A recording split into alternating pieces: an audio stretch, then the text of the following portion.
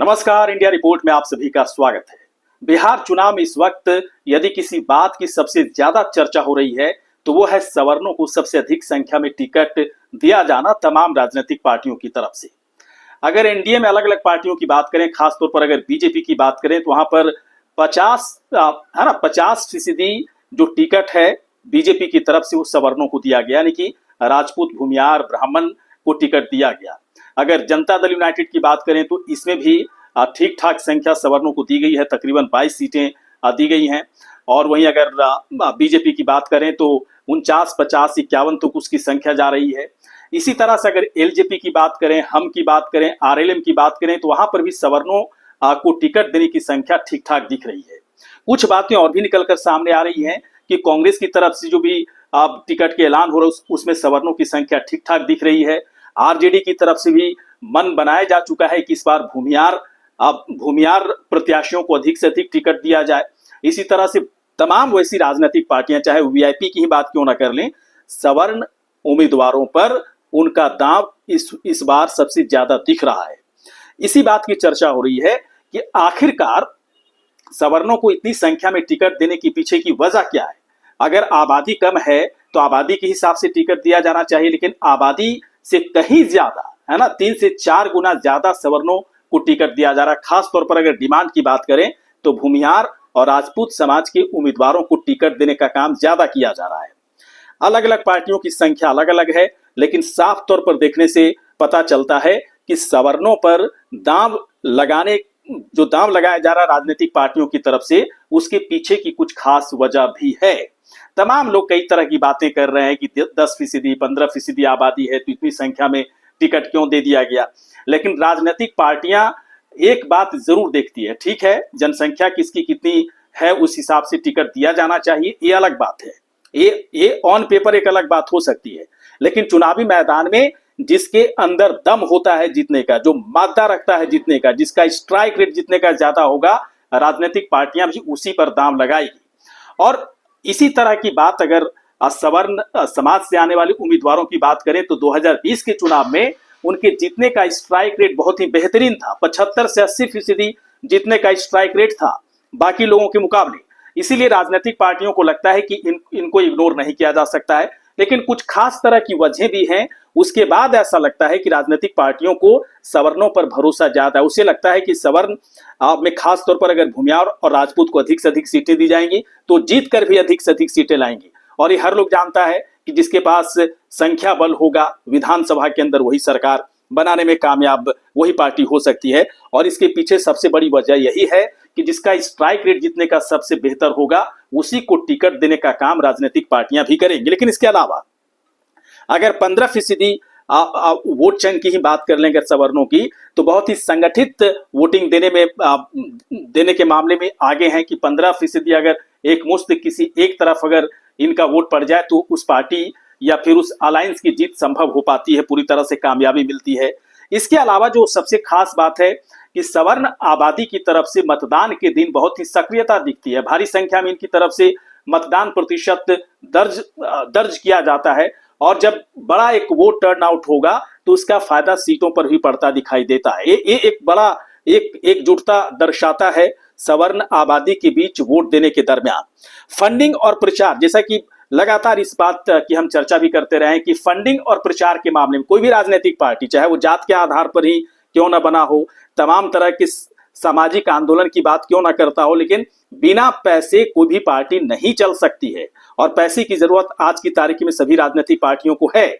और फंडिंग और प्रचार के लिए सवर्ण उम्मीदवारों पर भरोसा राजनीतिक पार्टियों का ज्यादा है। उन्हें ऐसा लगता है कि अगर फंडिंग और प्रचार में अगर आगे अगर कोई है तो सवर्ण उम्मीदवार ही होते हैं। सवर्ण वोटर्स की तरफ से इस मामले में सक्रियता ज्यादा दिखाई जाती है।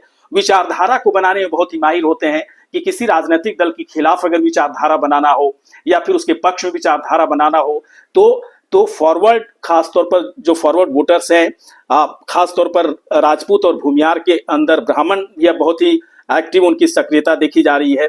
उनकी तरफ से एक विचारधारा बनाने की कोशिश, स्थापित करने की जो कोशिश होती है उसमें वो कामयाब होते दिख रहे हैं। यानी कि जनमानस पर एक अलग तरह का असर अब सवर्ण प्रत्याशियों की तरफ से, सवर्ण वोटर्स की तरफ से किया जाता है। और इस बात की पूरी जानकारी, इस बात का इल्म है तमाम राजनीतिक पार्टियों को, और सबसे ज्यादा तो बीजेपी को है। इसलिए बीजेपी अपने 101 है ना 101 जगहों पर उसकी तरफ से उम्मीदवार खड़ी किए जा रहे हैं, लेकिन 50% उसमें से सवर्ण उम्मीदवार हैं। खास बात है, क्योंकि बीजेपी को ये चीज पता है कि इसके बिना हम नहीं चल सकते या नहीं जीत सकते, लेकिन बड़ा बेहतरीन ढंग से एनडीए अलायंस के बीच में जातिगत संतुलन बनाने की कोशिश की गई है। लेकिन सीटों की संख्या के आधार पर बात करें तो सवर्ण जो उम्मीदवार है वो आगे बढ़ते दिख रहे हैं। खासतौर पर राजपूत को सबसे ज्यादा सीटें दी गई हैं, उसके बाद भूमियार को सीटें दी गई हैं। जनमत निर्माण में काफी प्रभावशाली माने जाते हैं। मीडिया की बात कर लें या फिर जनसंचार के अलग अलग माध्यमों की बात कर लें, खासतौर पर आज अगर सोशल नेटवर्किंग की बात कर लें तो यहाँ पर सवर्ण या फॉरवर्ड जो वोटर्स हैं बहुत ही सक्रिय देखे जाते हैं, और किसी पार्टी के पक्ष में एक माहौल बनाने में काफी माहिर होते हैं। किसी पार्टी की छवि को खराब करने में भी माहिर होते हैं। इसलिए तमाम राजनीतिक पार्टियों को ऐसा लगता है कि इनको नाराज करना बहुत ही मुश्किल भरा काम है। मीडिया से लेकर तमाम, अगर बड़े बड़े पद और पोस्ट की बात करें तो वहां पर फॉरवर्ड सवर्ण जाति के जो लोग हैं भारी संख्या में उनकी तैनाती है।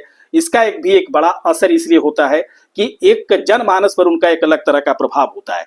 सबसे बड़ी बात है कि इसके बावजूद अगर 15% आबादी है तब भी बिहार की 243 सीटों में 100 से ज्यादा सीटों पर इनका प्रभाव देखा जाता है, और कम से कम 60 सीटों पर तो सीधी जीत इनकी तरफ से दर्ज होती रही है। पिछले बार अगर 2020 के विधानसभा चुनाव के नतीजों को देखें तो वहां पर भी 64 सीटें जो है सवर्णों की तरफ से जीते गए थे।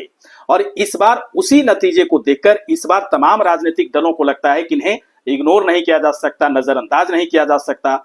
इसलिए अधिक से अधिक टिकट देने की कोशिश राजनीतिक पार्टियों की तरफ से हो रही है, क्योंकि जीतने का स्ट्राइक रेट ज्यादा है, बेहतर फील्ड में बेहतर काम करते हैं, काफी सक्रिय रहते हैं, सोशल मीडिया पर सक्रिय हैं जिसका कि जमाना है। और राजनीतिक पार्टियों के लिए फंडिंग, प्रचार से तमाम ऐसी चीजें जहां पर इनकी जरूरत पड़ती है उसमें सबसे ये आगे दिखते हैं सवर्ण के जो वोटर्स हैं, चाहे उनके जो प्रत्याशी हैं। इसलिए राजनीतिक दलों के लिए एक मजबूरी सी बनती जा रही है, भले इनकी संख्या कम हो, लेकिन पूरी सीटों पर 243 सीटों पर इनका प्रभाव देखा जाता है। इसलिए कहा भी जा रहा है, इसी बात की चर्चा भी हो रही है कि जब संख्या कम है तो उस हिसाब से सीटें क्यों नहीं दी जा रही है। तो राजनीतिक दल भले ही इस पर कुछ ना बोलें, लेकिन अंदर अंदर सभी लोग इस बात यही कह रहे हैं कि जो जीतेगा उसी को तो टिकट दिया जाएगा, जिसके अंदर जीतने का दम होगा उसी को तो टिकट दिया जाएगा। लेकिन सब पार्टियां ये कह रही है कि सामाजिक संतुलन, एक सोशल इंजीनियरिंग बनाने की जो पूरी कोशिश उनकी तरफ से की गई है टिकट बंटवारे में वो दिखती है। लेकिन इस पूरे सामाजिक संतुलन में सबसे ज्यादा अगर किसी को फायदा हो रहा है तो भूमियार और राजपूत समाज के प्रत्याशियों को फायदा होता दिख रहा है। आपको क्या लगता है कि बिहार चुनाव में कम आबादी होने के बाद भी सवर्ण उम्मीदवारों को अधिक से अधिक सीटें देने के पीछे की क्या मजबूरी है राजनीतिक दलों की? इस सवाल का जवाब यदि आपके जहन में कुछ आ रहा हो तो तुरंत आप हमें कमेंट बॉक्स पर जाकर अपनी राय रख सकते हैं। ये वीडियो आपको कैसा लगा, अच्छा लगा हो तो तुरंत आप हमें सब्सक्राइब करें, शेयर करें, लाइक करें, साथ ही साथ कमेंट करें। नमस्कार।